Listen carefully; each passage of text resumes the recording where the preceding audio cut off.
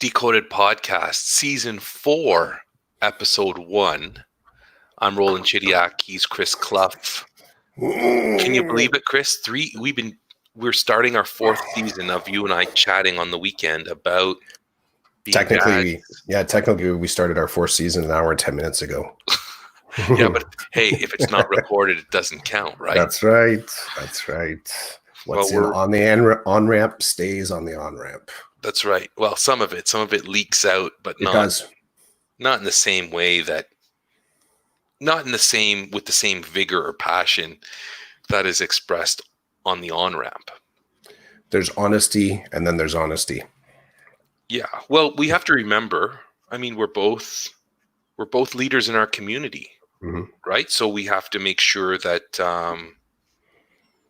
we have that standard to uphold. And I don't think we do it a disservice. I think we just, like you said, there's always going to be a difference between two people talking privately and two people talking publicly. Some people don't have that filter, and they believe, in my opinion, that they're like, I'm being true to me and I'm being true to this and true to that. And I'm like, that's fine. Are you in a position of responsibility? Are you in a position of influence? Because I think when you enter into those positions of influence, authority, power, I think it's important to consider those things, and you can still address whatever it is you want to talk about. You just need to think before you speak. That's all. That's my opinion. That's my opinion. What was the individual that you talked with? What did they say? Political. I have to put on political cloaking. What was the political cloak? I need to put on the political cloak, and I like it, and I understand it. I understand it. And this person is in a position of more authority than myself, and it's that people are watching this person. I don't mean watching in a negative way. I mean, this person's out there, so people hear this person, they see what this person's doing, and it informs their practice, it informs their opinions, it informs the way that they might want to operate. And so you can still speak your truth. You should be careful, I think, with how you speak your truth, because people, you're a model for people. That's all. And that's just my opinion, my position. It's a tough one to explain. I think it's also a tough one I think it's a tough conversation to decode. There's a whole lot of fragility going on right now. And I think that some of the individuals, let's go to Pascal. What's his full name? Charles Pascal. Pascal, sir, if you're listening, correct me. I'll try both versions. Charles, his shout out this past week to individuals who feel like there might be ministerial reprisal for sharing what schools look like on the ground in the class. That mention to send him stuff and he will post it on your behalf. I think the dude, he's a professor at OISE, I think he's at U. Yeah, he's at OISE U of T professor, but he used to be the deputy minister of education. Dang, I didn't even know that. Back in the day, yeah. Okay. So when he speaks about this stuff, like, people listen, because he's been in the position, right? So he kind of gets it. And obviously he doesn't agree with the current government's operation, especially around education. So it's cool to have his perspective. Yeah. And so a little bit of that fragility, there's a whole lot of people that are going through the experience of opening up their classrooms or starting up classes this past week, or, whether they're a parent or they're an educator. If you're an adult responsible for children, then I think you land on a tweet like that and you feel a call to action. You feel a call to action to share. I haven't jumped into the space. I've talked about it in bits and pieces on my feed, but I haven't posted, here's where the pump station goes. Here's what the spacing is. Here's how the spin that's happening from the minister and the premier looks at ground level. I've been in a few conversations, but I haven't, and I've chosen not to post that stuff up. So, but kudos to him to, offer that up. I think there's others that are doing similar stuff. But I think because of what you had mentioned, because of his background, his roots, that maybe some people feel that that's a trusted space to, share their truth. Well, okay, so I've got his tweet in front of me, and it says, and it was tweeted on September 2nd. He's Charles E. Pascal at CE Pascal, Pascal on Twitter. And this is what he said.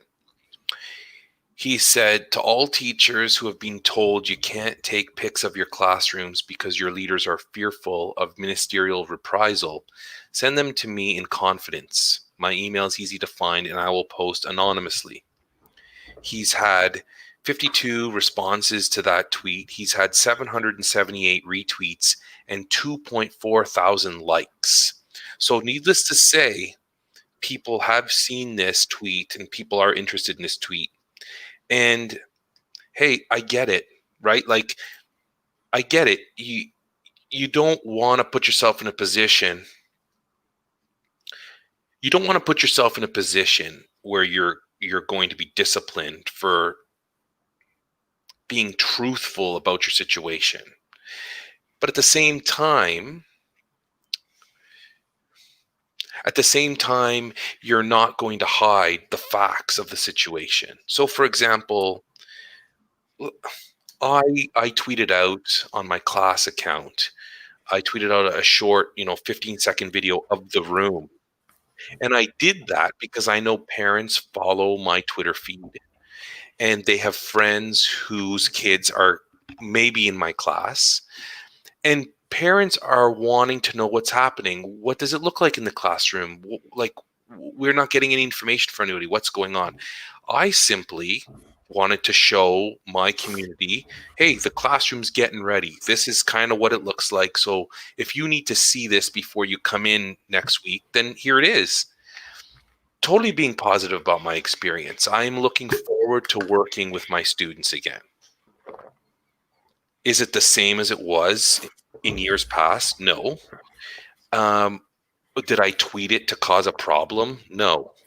And anybody who looks at my tweet will know that, oh, Roland's just, if you look at my track record, right, you look at the tweets I've put out and the content, you'll see that what I've done is in line with everything I've always done. It's never been a problem before. Why is it a problem now? Right? So from my perspective, it's not an issue. And I don't think I can be disciplined because I've done nothing wrong.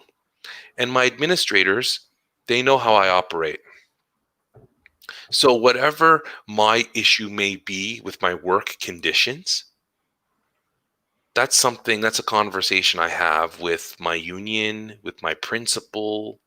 I might mention it to you as my friend and a fellow educator who would understand what I'm talking about.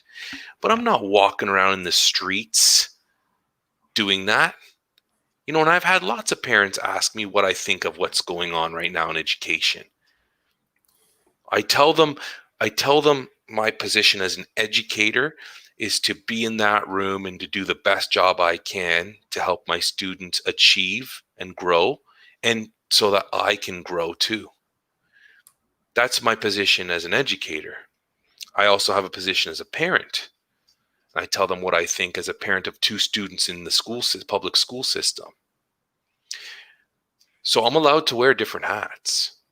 And I think where I put those hats on and how I do that depends on my context and my comfort level. But I think that I always remember that I'm an educator. And with that comes a responsibility that isn't taken lightly.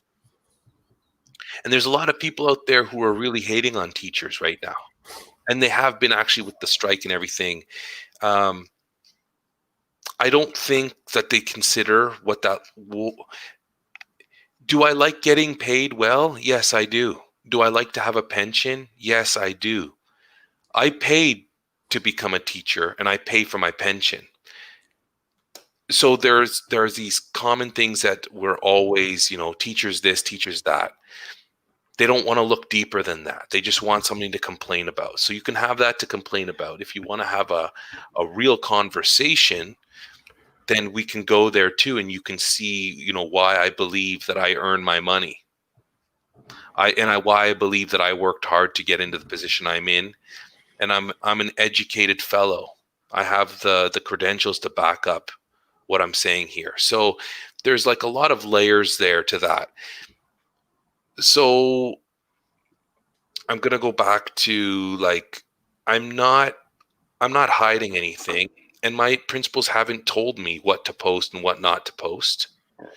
My union is concerned that people are or may do things in a way that is not the right way to do it. And I appreciate that. That's good for people to know. But like, I appreciate Charles coming out and saying, hey, if you don't feel comfortable, you feel conflicted, just send it to me and I'll push it out. No problem. And I think that's important. It's important to have allies. It's important to have people there to look out for you and to help you out. And I appreciate that. I don't think I need to use his services. I just think some people will. Some people do need that.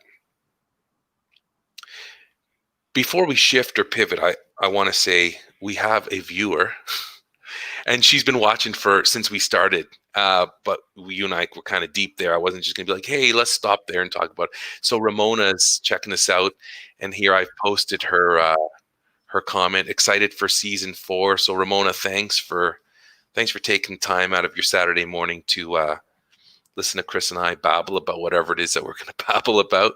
Mm-hmm. And full disclosure, we do a podcast with Ramona. So talk me through your process, the leadership podcast that we just started. So thanks, Ramona. Appreciate you and your time. And the fact that I think we got a note there saying, hey, boys, when are you going to start? You guys out there? What's going on? And we were stuck. Not stuck. We were still, it was a long on-ramp. I like her mention, that idea of being excited for season 4. I share that. Maybe similar reasons, maybe different. My reason is because I really don't know what it's going to bring. Like this stuff ain't mapped out. So where we go on the weekly really is reflective of, the high, low, and middle of the week. So I'm excited too, only because I feel like there's going to be so much to talk about this school year. There is always stuff to talk about, but I feel in particular the school year is going to give us a lot of bits to talk about. So I'm excited to, I guess my excitement is more the thrill of the unknown. That's really what it comes. It's the thrill of the unknown, right? So. Well, I have to say the reason our on-ramp was a little bit longer this week, and I don't think it's been as long as other times, but I think the on-ramp today was deeper because both you and I, started work again this last week. Mm-hmm. And I was at school for 3 days of PD, and it's a different world we're living in now, right? Like the start of this school year is unlike any other start. Like everything that would be normal for a startup didn't happen. Like I still don't have an official class list. My vice principal went out of her way to find a way to provide us with a list so that we could have an idea. We could create some of the stuff that we wanted to create to welcome the students on the first day, the first week. But we still don't have an official list. And when I was at work doing the PD, some of the things that because we don't have a list, that means our Google Classrooms weren't able to be created by the system. Like there's just a bunch of things that would normally occur at particular times in this last week that didn't happen, that couldn't happen, because all the things that make them happen weren't in place. There's a lot of questions about procedures, administrivia type stuff that never have come up before. So these things have caused us to think about our role, whys and hows, and what are you going to do next, and how to operate. And it's like all these things were, for veteran teachers especially, on autopilot. You just have a way to start up. And this startup has been different. Even thinking about everything, like the routines that you introduce to your students and the way your philosophy of education, the way you run your classroom, it's all shifted. And you were listening to me debrief on that. So I was telling you that the analogy I used was like a train station. One train stops, another one leaves. And I was telling you that in my head, trains just keep moving. None of them are stopping because they don't know where to stop. They don't know where to stop. It's like you ask a question, there's no answer. So the train's running. And somebody says, hey, have you considered this? No, that train's running. And it's like there's no stopping. There are no answers.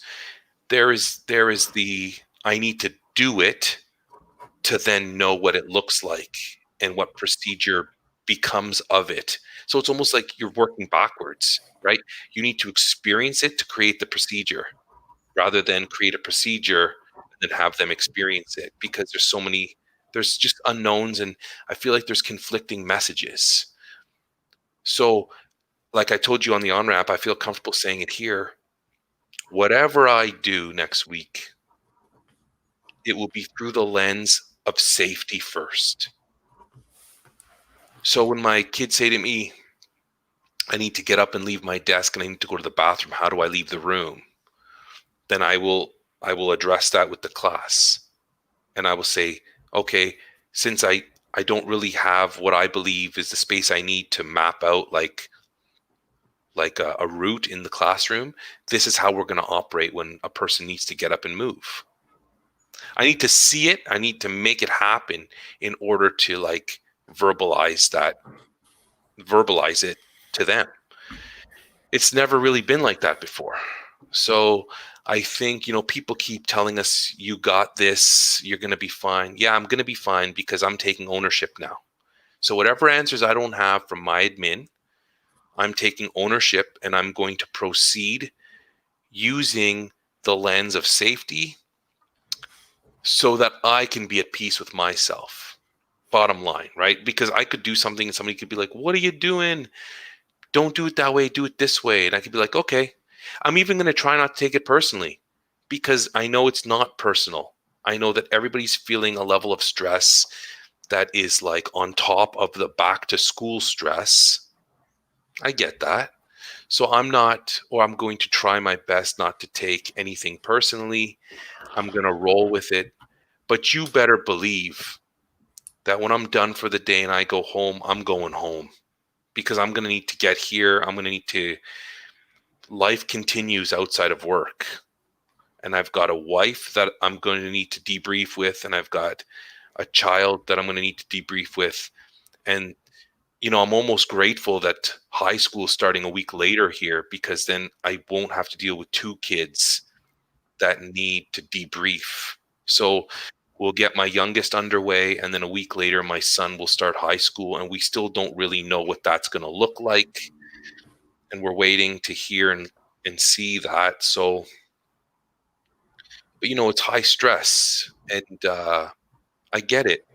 And I'm doing pretty good with my stress. I do have some worries, but I'm kind of just putting them aside for now, in terms of I can't do anything about it, so I'm not going to stress over it. I'm just going to put my mind in different places, right? So I told you I've shifted into planning. So I'm planning out my first day, what it looks like. I mean, I always overplan, which is good, because then I can pick and choose what I want to do as time goes on.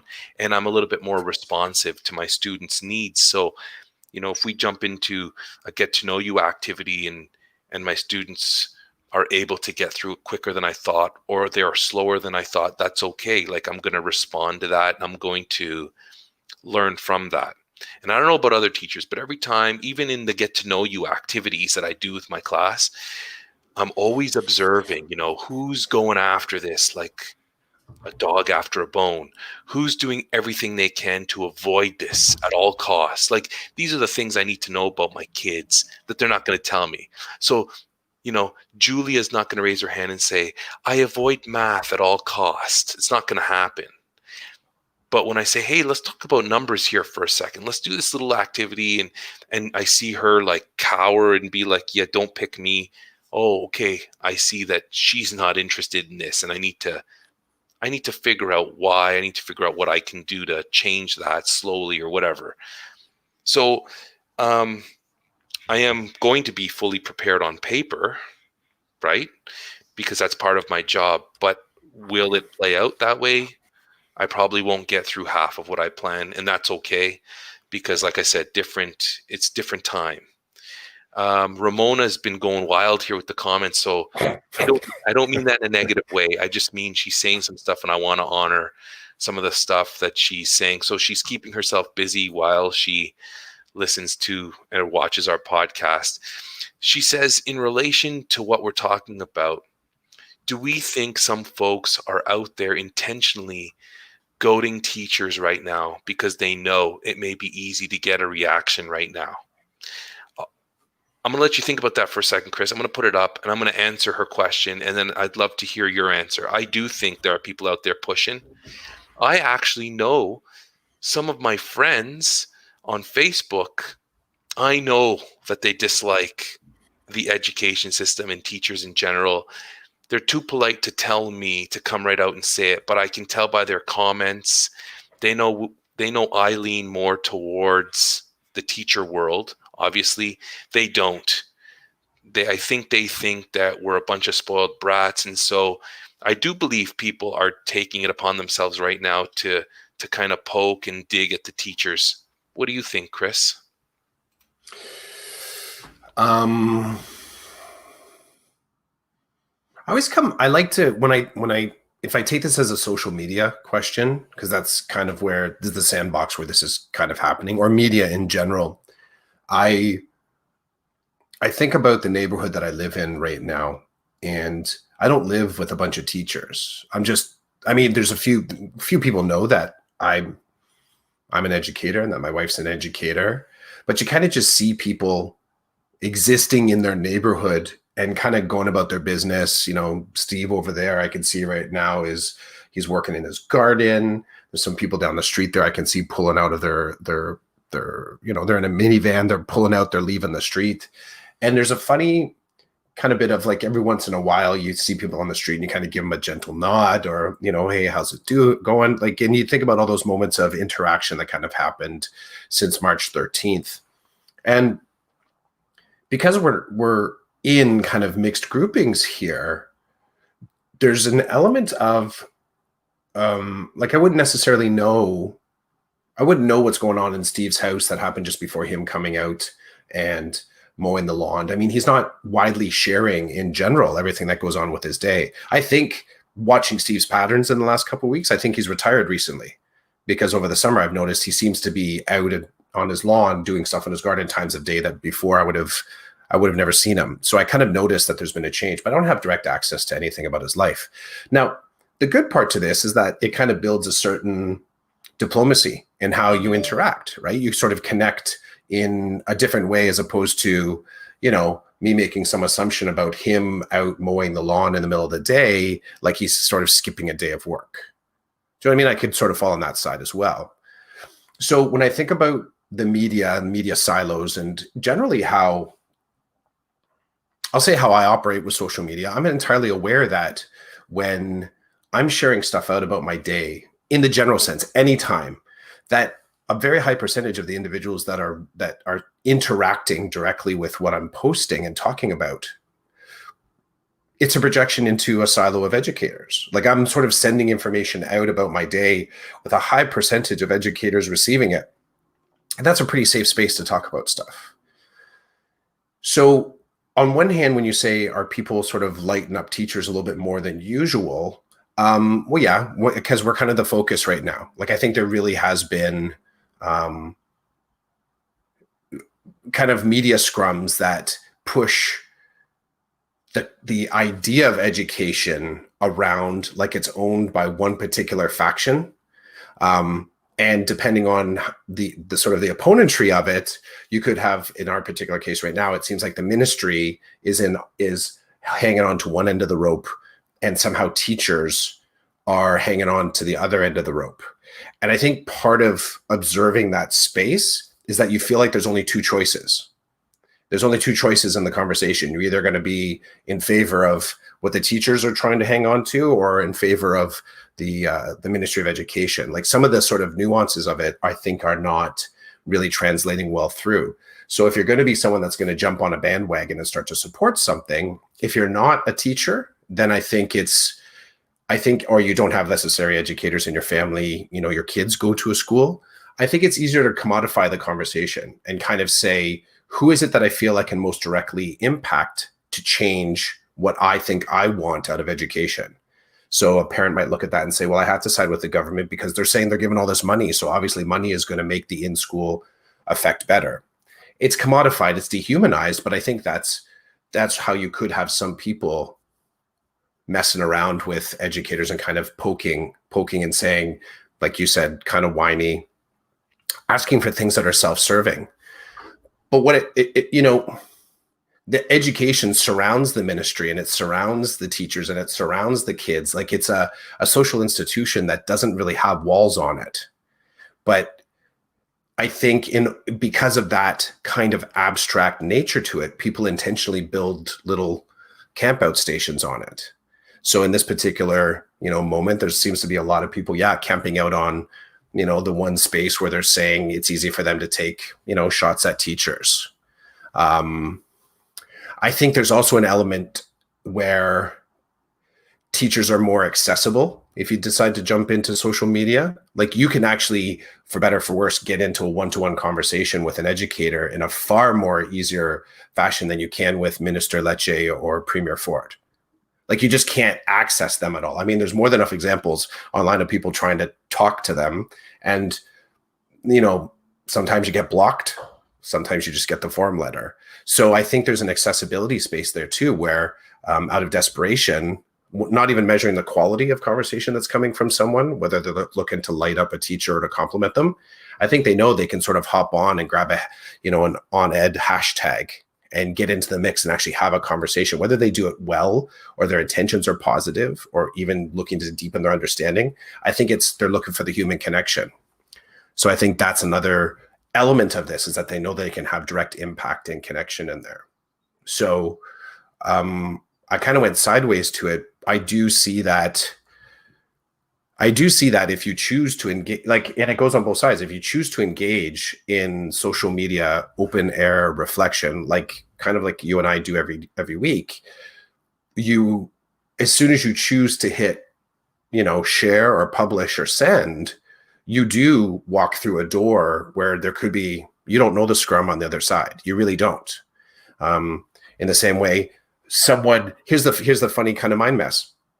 Anybody could send comments to our YouTube page right now and sort of post up stuff about us as representatives of education. People have access to that, but it's interesting. I guess there's a little bit of a naivete. It's not naivete. I don't often think about that, yet at the same time someone could, because we're accessible. We're two people and accessible in real time, so they can take it one layer deeper. They could actually light us up in real time, send us a comment on the feed, and then we have to choose. We can choose whether or not to share it out widely in live time, but someone could go read it on the feed, but it would impact us. They would have direct access to us right now, whatever number of people could. And when you really sort of dress that down, like, you're kind of talking about millions of people that could potentially connect directly with us. I mean, that'd be a great positive spike in our ratios, but like, just think of the actual complications that would cause if we had a couple hundred people start sort of posting a concern because we've opened up this conversation space. And I will say that I do believe there's a direct correlation to educators being willing to step into that conversation space, that in an open way and in a slightly inviting way and in a vulnerable way, that's allowing both idiots and supporters to engage with them. And I think that often, as it is, I think with some social media postings, we don't often share the good stuff. It doesn't get magnified or amplified in the exact same way that this is an old news trope, right?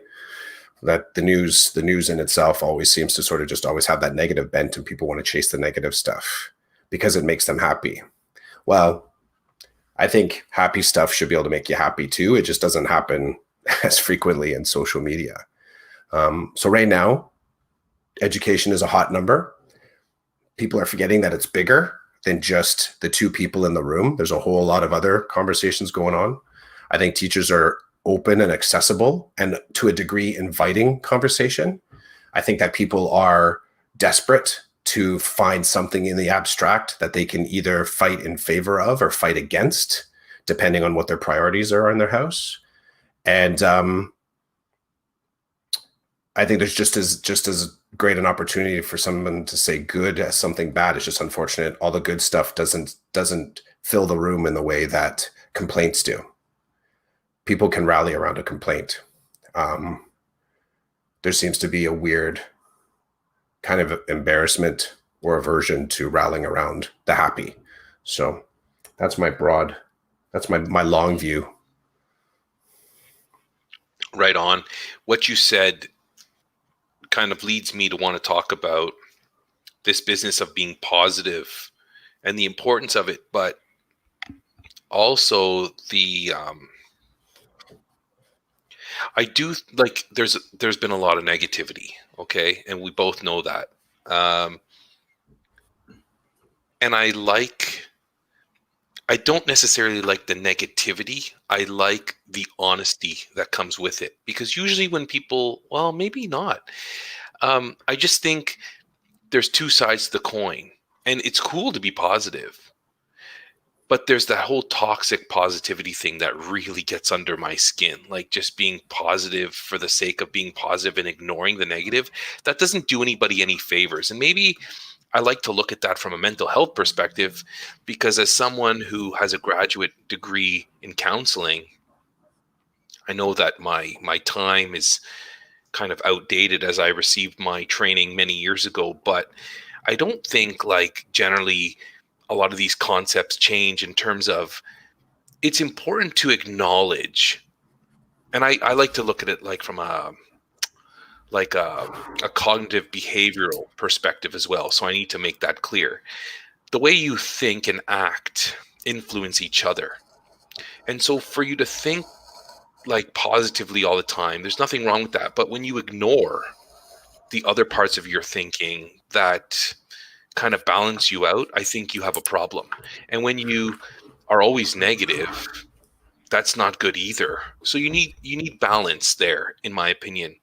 And I like to use myself as the guinea pig, which I know doesn't work for a lot of people, but I'll tell you, like, the way it works for me is I like to know both sides of what's happening. And then I might have my poopy pants party for a little bit, but then I will pull out of that because I know I can't live there. So for me, as as an educator and as a leader, I like to know both sides. So I have a real problem with people who don't present both sides. I have a real problem with people who will come at you negative but won't share any of the positive or look at any of the positive. And then the people who are always positive and never share the negative, I believe that does me a disservice, especially like as a leader. If I want to be a leader, an educational leader, and the only perspective I ever get's the positive one, then I'm not preparing for some of the negative things that happen day to day that I really should be aware of, so that I can learn how to deal with those things, right? How to build capacity around them. That's important for me. That's my style. So I seek that out. But I think people look at me sideways when I'm like, well, what's the downside here? Because there's going to be a downside. And then the response always has something to do with it. Well, it's all about students or whatever. And I'm like, that's fine. It is all about students. But if you're going to create a situation where you're going to alienate a group of educators that you need to reach the students, then I think you need to consider what's going on here. Right. And relationships are important too. So the fact that I'm even talking about how I operate is important. It's important for people to know if I'm having a conversation with you and I say to you, what's the upside? Because you keep telling me about the downside, and they're like, why are you pushing back or whatever? It's like, I'm not pushing back. I'm just trying to figure out how this fits in my world. So I just think I look at both sides, and that informs me, and then I decide what I want to do. And I'd like to think 90% of the time I move in a positive direction because I know that it's important to move, and that's the direction I want to move in. It doesn't mean that the negatives don't exist. It just means I'm aware of them and I'm choosing to move in the more positive way. And this has come up over the years as you and I have talked. Like when we talk about change, change is inevitable. But I feel in education, in my experience, when there's a shift, there's a change, it's usually like there's a deficit attached. Right? It's rare that, and I use the computers as an example.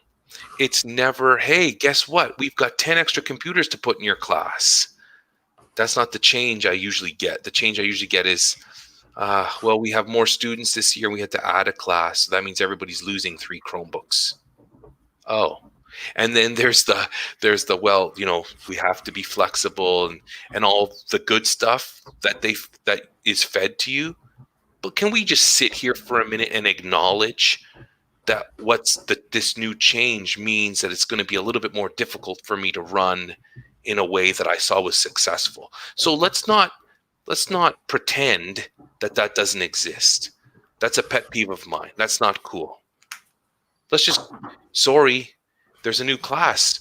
Do we operate as we normally do, and then those kids don't get any computers? Obviously, the answer is going to be no to that.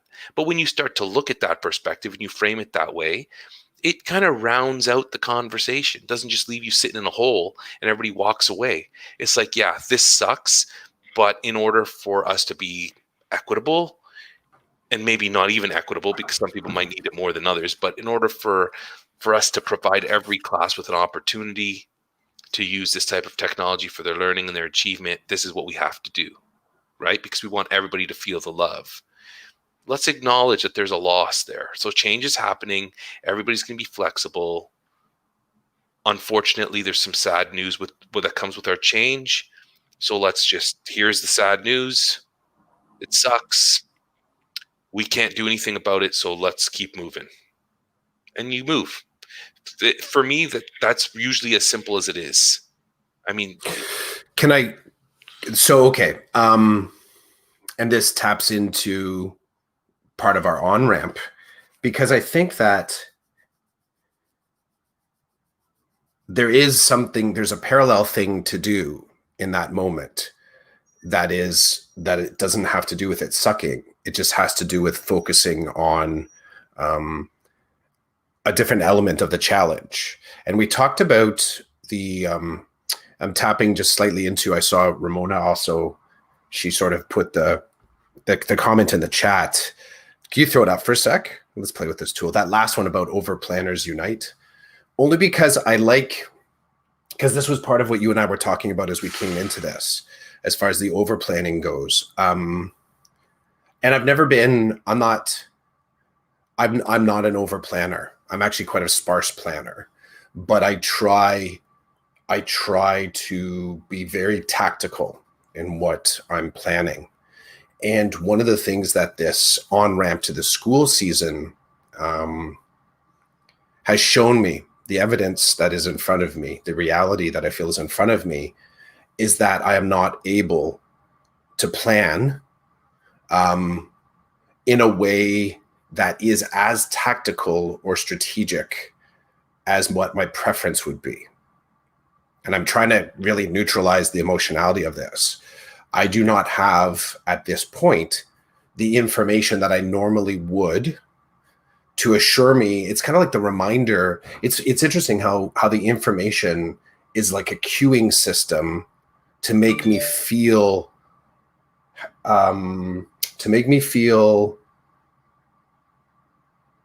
calm and collected, that everything is going exactly as they should. Like somehow I should have certain bits of information right now, and by not having that, my mindset wants to say that I'm not in the right place, that I'm doing something wrong, that I'm somehow inadequate because I haven't strategized in a way that I normally do. Now, I don't think whether you're sort of a sparse strategic planner, as I'm claiming to be, or let's say on the other end of the spectrum where Maharg is suggesting the over planning, I think the planning is still the piece that I'm focusing on here. Whatever your approach is, so be it.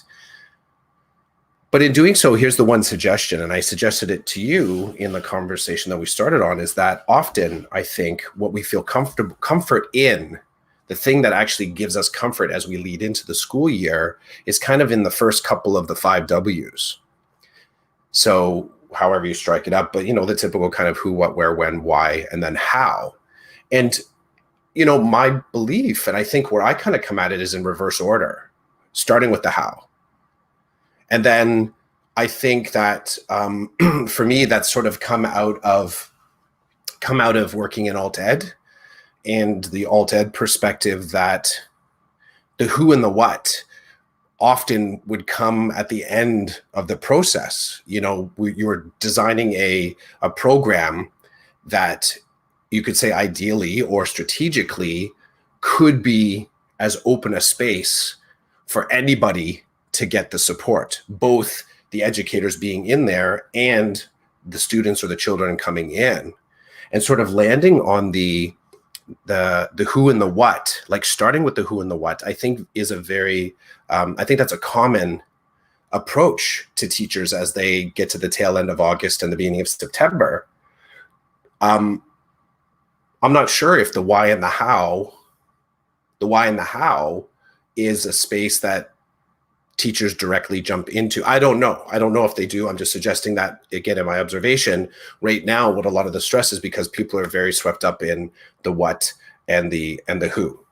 I think by flipping it, it's not any less stressful, but I think it gives you a different approach to kind of deal with the evidence that's being presented to us.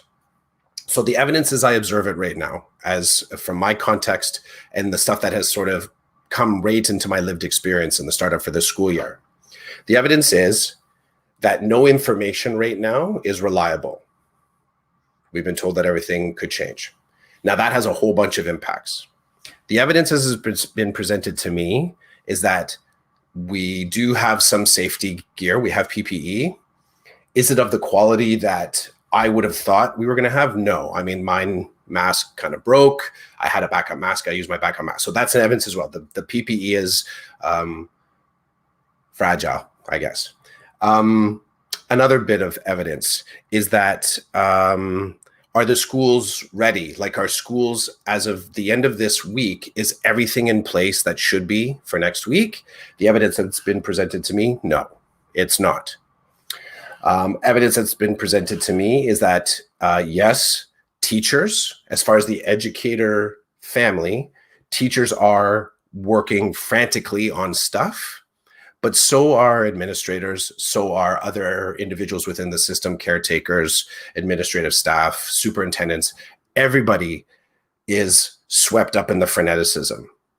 And the evidence that comes out of that is that often is creating some distance and gapping out, lag in information, because whenever someone feels like they have something they need to know, the person that they need to know it from is probably consumed with something that they need to know. So everyone is kind of orbiting each other in this really sort of broad scatter graph of activity, everyone just vibrating with it. And the final thing here that the evidence seems to me is that very personal. Every attempt I try to make at alignment right now with my former practice from last year frustrates me. So I come back to the how, the conversations about the how. And I think that this general mindset is also an attempt to recodify what's abstract right now into kind of a concrete checklist, like what we talked about last week. Concrete thinkers kind of unite, because I think that starting in such an extreme abstract frame and then bringing it back to how, as opposed to moving outwards towards how, hasn't served me well right now. And I'm looking for other individuals on both the socials and even in the conversations that I'm having with, in real life, with the new people that I'm meeting, the new culture that I'm experiencing at the new school, the new digs, the new setting, the new staircase, the new way the doors open, everything that's kind of new about that. The slowness that I'm intentionally building into this is an attempt to observe the how, to understand the how, and to kind of make it into some concrete checklists. The last thing I just want to say on this, it also, some of the evidence, again, that I'm observing, there seems to be, I won't say seem, I'll declare it. The system in itself is not sensitive to the individual's needs. There's information that is coming down to turnaround times that are not, that it's almost suggestive that it's going to take some sort of magic or victimization of someone within the system, as in someone has to be answering emails at 10 o'clock at night, or someone has to be at work from 6 a.m. until 10 p.m. at night. And the system in itself is just the vehicle that kind of moves the information, but it's also the people in it. So I get this sense when I talk about that scatter graph of freneticism, I get the sense that everyone is really getting just rocked by this transition into September.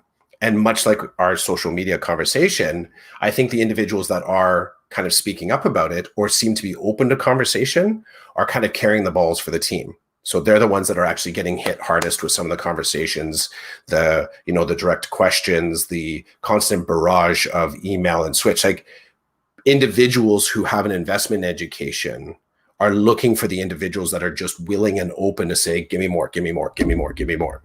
So that also seems to be a little bit of the evidence, the little bit of my lived context that I've observed right now.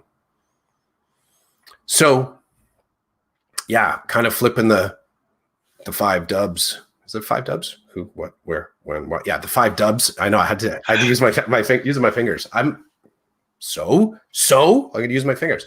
But the how, starting with the how, I think changes the conversation a little bit. I think it gives you access to a wider array of the abstract that's kind of going on outside of our needs bubble, right? And kind of at the core, we don't have access to the who and the what right now. So much of the who and the what we do not have access to. And it's going to take individuals just kind of rolling with, as you had kind of mentioned, you're not going to have the full picture in order to start doing what you got to do next week. So you're going to go based on best information that you have at hand and be prepared to pivot. That's kind of, I think that's the final thing. Be prepared to sort of shift your practice. And even before it feels like it's your practice, even before you feel like you've actually developed a new way to deliver pedagogy in a dual system, in class and online, be prepared to shift it. So, I know. Yeah, the part that gets me. Wait, take a drink. Here, cheers to you. Cheers to you. Okay, cheers. Clink. And to any other educator out there, cheers to you. Whatever it is that's in your cup at 10:38 in the morning is the right thing to be in your cup at 10:38 in the morning. Yeah, whatever that is. The thing that kills me is the pivot. The pivots. Okay, so I understand being flexible. I understand the need to pivot and to be open to pivot. It's the pivots that are the big pivots that need to be done moment to moment that kill me. Mm-hmm. They kill me because, like, You're told, okay, this is happening now. Pivot now. And then you're like, hold on a second. Let me process the pivot. Okay, I'm pivoting. And then it's like, now you need to pivot like this. It's like, whoa, I didn't pivot the first time. And they're like, that's okay. That's gone. Pivot. Like it's this, the expectation to pivot is, it's just the stress of doing it right. Because when you're told to pivot, you want to pivot right. And before you can even finish the pivot, you're being told to pivot again. That's all. See, I'd say just get used to pivoting. I think that's the reality. Just get used to pivoting. Get used to how that feels in your body. Get used, and it's not to say you don't want to do the right form. I don't know. Is it the, here's the question. Is it the need to do it right, or the fact that you're being told to do it that causes more stress? Well, I think this is where you start to look at different people and how different people operate, because the school is made up of groups of different people. So some people, the perfectionists, I'll call them, will want to pivot perfectly the way you just told them to pivot. Other people will pivot because you told them to pivot, so they're pivoting and it's going to look dirty and messy, but hey, you said pivot, right? So you're going to have that, and you're going to have those different people dealing with things differently. Is it as simple as though, what do you think? Are those the who and the what people? Do you think the why and the how people are pivot more easily, or do you think it's just the fact that it's a little bit of like, it's the calisthenics, right? Drop down and give me 20. Now jump up and give me jumping jacks. Now drop down and give me 20. Oh wait, no, jumping jacks. For me, it's more the coach standing in front of a bunch of people and does the direction thing. You're supposed to move in that direction. They're like, right, left, drop, up, right. Like it's like you can't make that look good, especially when they're going that fast. I guess if I could be selfish for a minute, the thing that kills me the most is when you're told to pivot and then it's preached that, well, pivoting, it should be easy to you by now. And the person telling you to pivot is making light of it. I don't need to hear that. I don't need to hear how easy it is for you to tell me to pivot. That just frustrates me. It's almost like you're mocking me because you're like, well, we told you to pivot. It's easy. Just do it. Don't mock me. Tell me to pivot. Let me pivot. If you have suggestions on how I could be more effective in my pivot, let me know. But don't take my personal way of pivoting and turn it into something that you're going to use to joke about. That's not funny to me. That's like doing that to you and being insensitive of your needs or requirements. Like let's have a very simple example. This podcast. It was like 2 weeks ago or something, 3 weeks ago, where I messaged you and I said, I can't cast tomorrow morning. This is happening. After I told you I could, you're like, okay, no problem. Then the next morning, my plans changed and I messaged you and I said, hey, my plans have changed. I'm open to cast if you're open to cast. And you're like, I am. And you pivoted it. But had you said no, and then I come at you with or had you said, well, give me half an hour to figure out if the family's are we staying home? Are we going out? Because we're not going out when I podcast, but you said we weren't podcasting. So I pivoted and I said to the family, hey, we can go do something now. For me to tell you, hey, I'm staying home now. Can you cast in 30 minutes? And you're like, well, let me check in with my family. And then me hitting you back with, don't waste your time. Just tell them what you're going to do.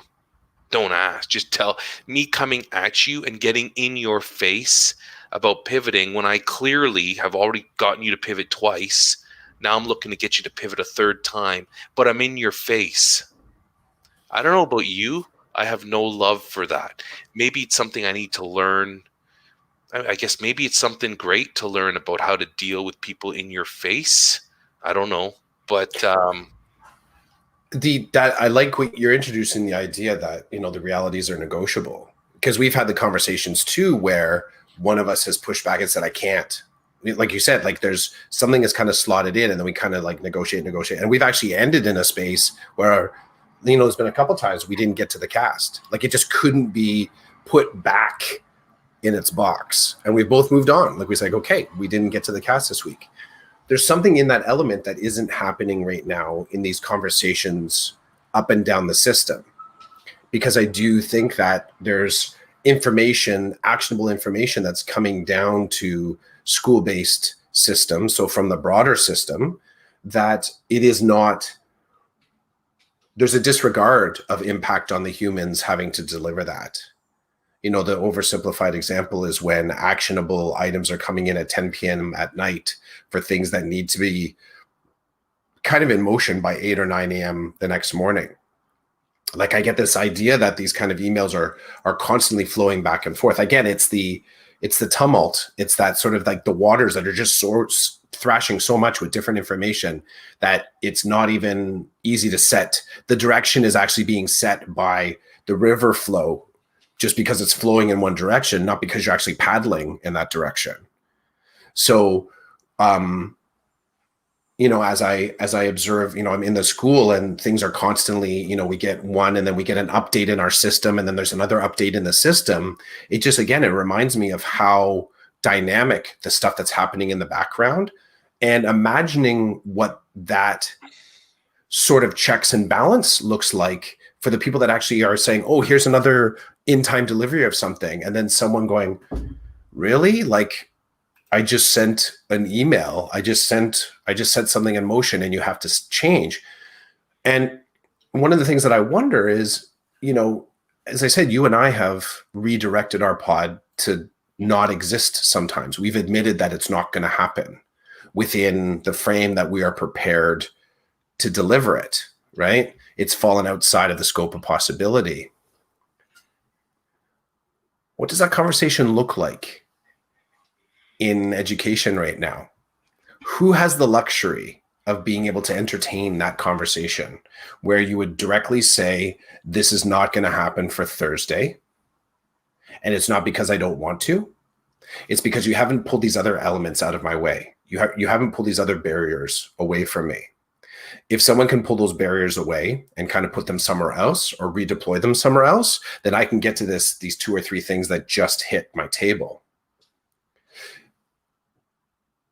There's something that's happening in this on-ramp where the sort of human and the machine have kind of become one. That somehow just because you send 5 different changes, that those 5 different changes can be absorbed, processed, synthesized, and sort of moved into actionable spaces. Because the cost right now is individuals having to stay up till midnight for the fear that it's the FOMO, that there's going to be something that has to be actioned first thing in the morning. And it's better to just stay up late and wait to take the right hook than to wake up in the morning completely bruised and incapable of, being able to move. So there's something happening in the system where I think there's been a hyper reliance on the movement of electronic information, and the actual relationship between the humans moving it is being kind of obscured by the dynamicism of it. And I do worry. I worry for the leadership. I worry for SOs. I worry for admin. I worry for the wellness and the humanity of these individuals that are getting really wagged by some of these changes. And it's a human fault. It's a system pressure and tension, but it's a human fault here that if there's individuals pushing back and saying this can't be done, that there isn't the space for that to be received and somehow something be changed, right? Because I worry for in September that we hear about, a lot of people, here's the thing, we're hearing a ton of chatter around teachers taking leaves. Haven't even heard any chatter about leadership and administrators taking leaves because they've been broken by just the constant tension and pressure of having to have a school up and running by next week. And I have deep, deep concern for individuals in those spaces. Deep, deep concern. quitting, early retirement, heart attack, like just the stuff that, the body's getting worn down. So. And you know what? I would have laughed at you, like the heart attack or the early retirement. I would have laughed at you 10 years ago. What are you kidding me? No way. I'm not laughing anymore. Mm-hmm. Those are real things. Like, those are real things, and it's scary. They're humans too, right? Yeah. Okay, so I want to shift, and I don't want to shift. Ramona's drinking chai tea. That's what she's got going on. And a good question from Ramona around the over planning that we just kind of talked about, that you talked about. Is over planning a way of trying to cover all the conceivable pivot possibilities? If I plan 10 different things, one of them will work or be quickly changed when the pivot occurs. This is an interesting question to me because I agree with her and I disagree with her.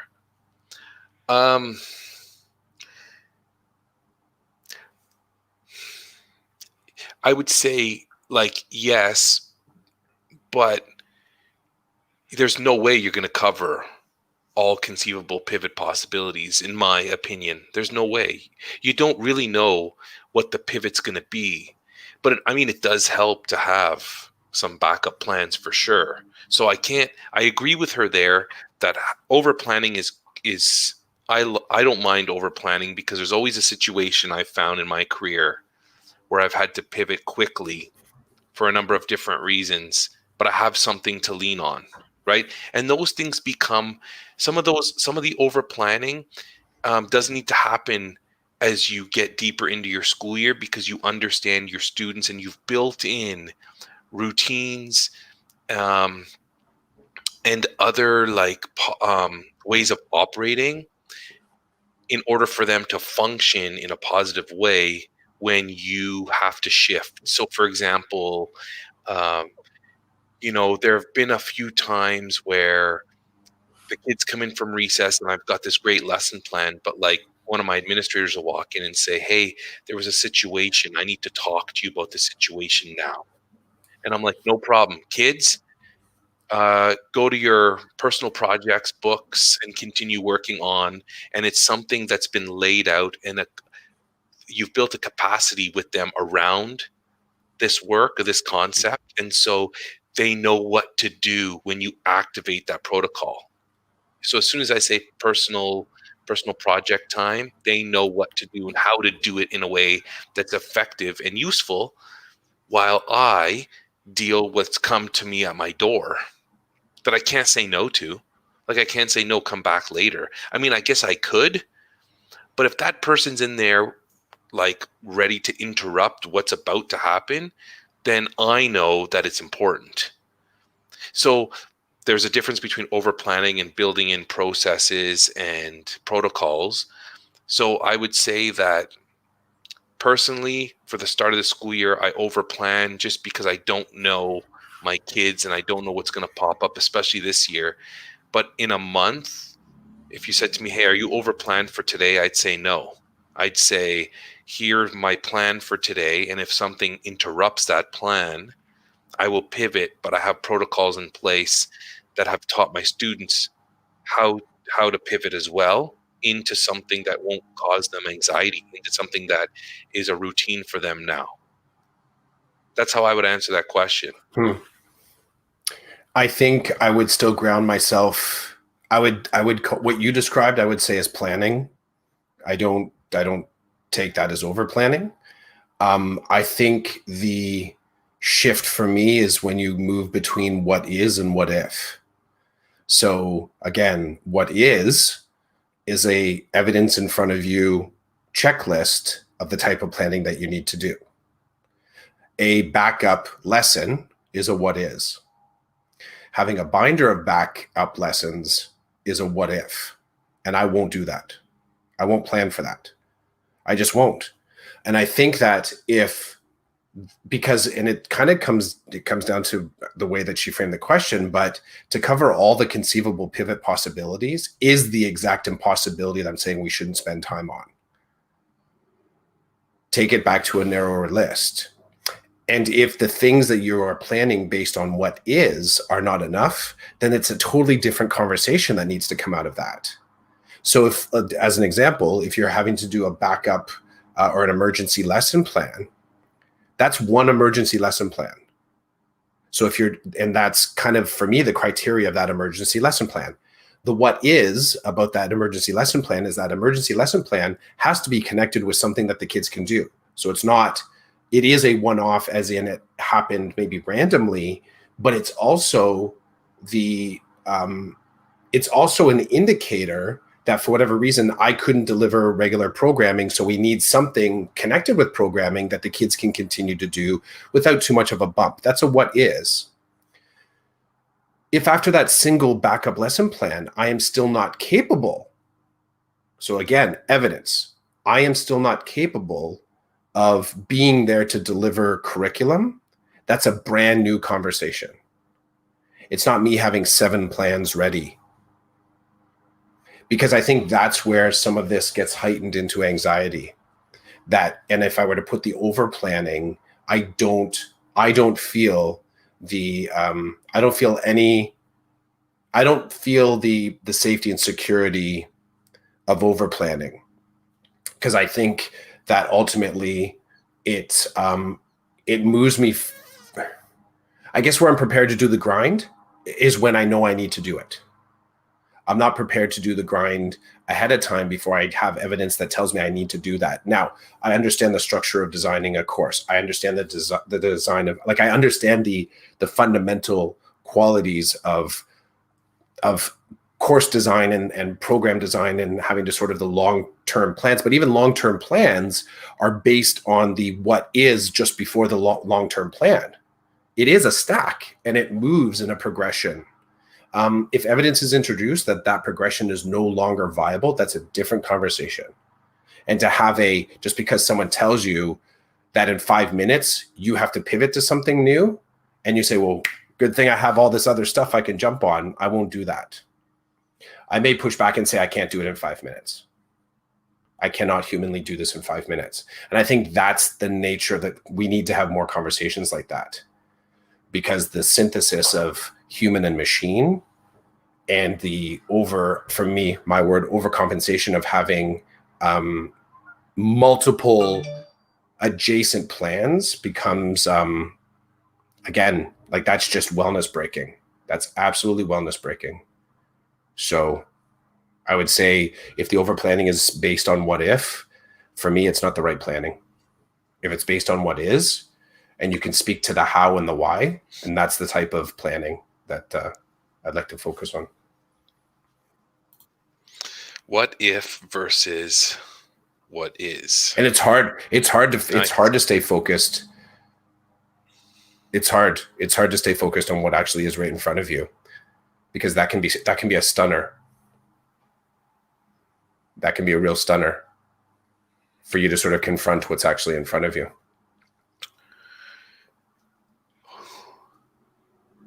It was good talking to you, dude. Season 4. Season 4, craziness. I can't believe how far we've come. It's going to be an interesting week. It's going to be a very interesting week. I do have excitement. I have more excitement than anxiety, actually. And to tell you the truth, which is really going to sound weird, it's the first time in a long time that I'm okay. Like, I'm okay to start the school year.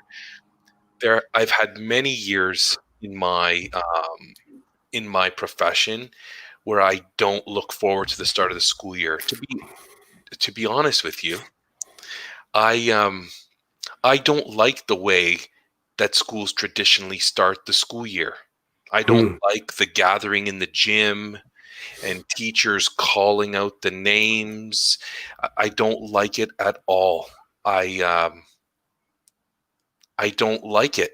It doesn't feel good to me. It never has. And even as an adult, a professional, and now I'm learning to deal, like I've dealt with it, obviously, and I'm learning to get past it. But there's something deep inside me that doesn't like the traditional start of the school year. I've never felt comfortable with it as a student, as a teacher. That's why I think if I ever become a principal, I would like to shift the way school year starts in a building. Mm-hmm. Um, when I did like it a little bit better, it was at my last school, because my last school did it differently. They had a couple of days before the school year started. They had a sneak peek. So you come into the school with the kids come in with their parents, and you pick up the package of papers that normally I would give to you on the first day, and you find out who your teacher is. And you're not supposed to walk around the school, but people always do, and they find the room. And when I worked at that school, I was there on that day so that I could see these people and say hello, and they could see who I am. And it breaks the ice so that on the first day of school, I don't have to read out 26 names. They're like, Mr. C's my teacher. There's Mr. C. And they come over. And instead of breaking the ice, we're more building relationship at that moment. So the ice Mm-hmm. is broken. You came in on Thursday. You had half a day to do it. And most of you came in, and you got to see me. You got to see the room. You got your package. So you've got your papers all filled out. I don't have to hound you for it. I like that. And I know I've heard the reasons why principals don't want to do it that way. But I think if I were a principal, I would shift into that realm, because I see the mental health benefits. And there's always going to be somebody that disagrees with you, but I see benefits to that. And I'm not telling my staff they have to come in on that day. I'm not saying that at all. I'm saying the kids can come in, and the kids can know who their teacher is, and it will alleviate stress, because the kids aren't walking around like, I don't even know who my teacher is. They will know already. So there's a lot of things that I would change about the start of school year, and a lot of things that have weighed heavily on me for many years, even as an adult who's getting over that stuff. I can't deny it's there. It's still there. It's just what I do with it that's different. So in a way, I kind of like this start, that we're not all going to be together in the gym. I dislike that part of it very much. Dislike it very much. I like this staggered start. Let's get these young kids in. Let's get them to figure out how this is going to work. So when they come to school the next day, they know what they're doing, and then we can work on the next group. I like this. I think like I could get used to this as a teacher, and as maybe a principal one day. I could get used to this, because I think to ease in to a transition after being at home all summer, and in this case, being away from school building for 6 months, I think it's the way to go. That's just me, though. No, I'm on board with that. So on that note, Chris, I wish you a great first week. Thanks, man. And Ramona wishes us a good week as well. Same to you, Ramona, and anybody else who's listening. We hope you have a great first week of school. Maybe you've started. Maybe you're not starting until another week from the first week because you're high school. I don't know. When you get started, have a good one. Mm-hmm. Give yourself the permission to make the mistakes. Give yourself the permission not to be hard on yourself. Keep yourself and your students as safe as you can. And that's all we can do to start, right? For sure. I similar feels. Want to just drop into there. I'm sort of put together a creators circle, so you can check my feeds for that. So the intent with this is a mini wellness project for educators if they want to jump in and share their, maybe their creative energy needs to be sparked, or their creative energy has been, off the charts, and they want to talk about what they've been making and creating in the past little while. So if anyone's interested in that, they can check my Twitter feeds or my Insta feeds. The hashtag is WKWAB, so words keep wolves at bay. And also, if anyone's interested in a book club that's coming down the pipe, again, you can find that on my feed, the Praxis Book Club. And we're looking at The Courage to be Disliked, a book. So, yeah, but those connections, you can find them on my feed on Twitter, and reach out. Love to have a few more people involved. Right on. And big love to all the educators out there. Big love. Oh, here, I'll show you. So that was the... It's a turtle, and there are different facial expressions on the turtle. Is that right? That is correct. Cool. I like it. Moving nice and slow, unless we get dumped in the water. Slow. We take that as the password. Slow. Code word. Password. That's the code breaker word. That's also going to be the title for this episode. Take it slow. No, just slow. Slow. All right. Or slow-mo, whatever. Slow-mo. All right, dude. Thanks for your time. I appreciate you. Yeah, you too. Talk to you later. Have a good one. You too.